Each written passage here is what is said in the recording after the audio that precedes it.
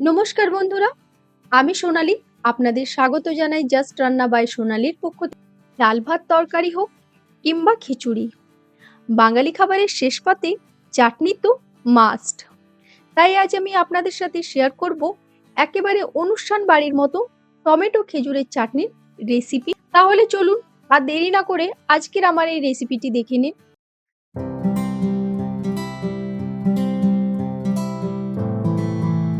প্রথমেই আমি একটা প্যান গরম করে নিয়ে এই প্যানের মধ্যে দিয়ে দিচ্ছি 2 টেবিল চামচ সর্ষের তেল। আর এই টমেটো খেজুরের চাটনিটি চেষ্টা করবেন সর্ষের তেলের মধ্যে বানানো। আর তেলটা এখানে ভালোভাবে গরম হয়ে গেলেই আমি এই তেলের মধ্যে দিয়ে দিচ্ছি প্রায় 20 থেকে 25টি মতো কাজু বাদাম। তার সাথে দিয়ে দিলাম 2 টেবিল চামচ কিশমিশ। এরপর এই কাজু কিশমিশটাকে 1 মিনিট মতো রোস্ট করে নেব। একেবারে হালকা একটুখানি রোস্ট করব। বেশি রোস্ট করতে গেলে এটা পুড়ে গিয়ে তেতো হয়ে যাবে এবং খেতে মোটেও ভালো লাগবে না। আর কাজু কিশমিশটা রোস্ট করার সময় গ্যাসের ফ্লেমটাকে একেবারে লো করে দেবেন, না হলে কিন্তু এই কাজু কিশমিশটা খুবই তাড়াতাড়ি পুড়ে যায়। বিশেষ করে কিশমিশটা তো খুবই তাড়াতাড়ি পুড়ে যায়। এখানে কাজু কিশমিশটা রোস্ট করার পর আমি তুলে নিলাম।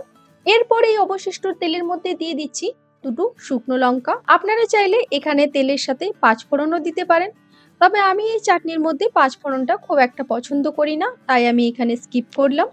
এরপর এখানে দিয়ে দিলাম আমি টমেটো।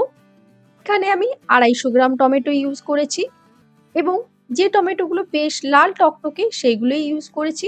আর টমেটোগুলো আমি এখানে একটু বড় বড় করেই কেটে নিয়েছি। এরপর এর মধ্যে দিয়ে দিচ্ছি 1/4 টিস্পুন হলুদ গুঁড়ো। তার সাথে দিয়ে দিলাম স্বাদ মতো নুন। এরপর এই নুন হলুদ দিয়ে ভালোভাবে টমেটোটাকে 2 থেকে 3 মিনিট মতো এইভাবে নাড়াচাড়া করে ফ্রাই করে নেব।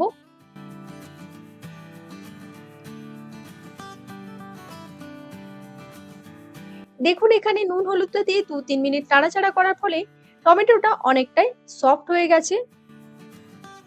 ঠিক এই সময়ে এর মধ্যে অল্প একটু পরিমাণে জল অ্যাড করে দিচ্ছি।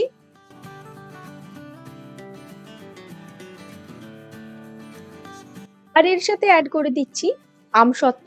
আমি এখানে আমসত্ত্বগুলো এইভাবে স্লাইস করে কেটে নিয়েছি। আর আমি এখানে 1/2 কাপ মতো আমসত্ত্ব ব্যবহার করলাম। তার সাথে এখানে দিয়ে দিলাম খেজুর। আমি এখানে 7 থেকে 8টি খেজুর নিয়ে তার বীজটা বার করে খেজুরটাকে কেটে তারপর ব্যবহার করলাম। এই সময়ে খেজুর এবং আমসত্ত্বটা দিয়ে দিলে টমেটোর সাথে সাথে এটাও খুব ভালোভাবে সেদ্ধ হয়ে যায়। এর সাথে এখানে দুটো কাঁচা লঙ্কাকেও কেটে দিয়ে দিলাম। তাতে টক ঝাল মিষ্টি সবটাই একেবারে সমানভাবে হবে। এরপর কিছুক্ষণের জন্য ঢাকা দিয়ে সবটাকে একটুখানি আমি সেদ্ধ করে নিচ্ছি। এই দেখুন 2 থেকে 3 মিনিট ঢাকা দিয়ে সেদ্ধ করার পর সবকিছুই খুব ভালোভাবে সেদ্ধ হয়ে গেছে।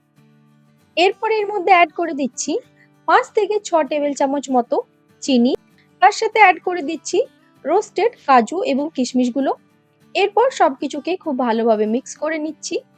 এই দেখুন এখানে এই যে টমেটোগুলো আছে, আমি কিন্তু এইরকমই টমেটোগুলো রাখা পছন্দ করি, তবে আপনারা চাইলে একটু এইভাবে হাতা দিয়ে ক্রাশ করে দিতে পারেন। আর এখানে চিনিটা দেওয়ার পর এই দেখুন চাটনিটা একটু পাতলা হয়ে গেছে, তাই এটাকে আবারও আমি 2 থেকে 3 মিনিটের জন্য ঢেকে রান্না করে নেব। এই দেখুন 2 থেকে 3 মিনিট ঢেকে রান্না করার পর এখানে চাটনিটি তৈরি হয়ে গেছে। এরপর আমি এখানে গ্যাসের ফ্লেমটা অফ করে দিচ্ছি। আপনারা এই চাটনি ভোগের খিচুড়ির সাথে কিংবা শেষ পাতে খাওয়ার জন্য বানিয়ে নিতে পারেন। এটা খুবই সহজভাবে তৈরি হয়ে যায়।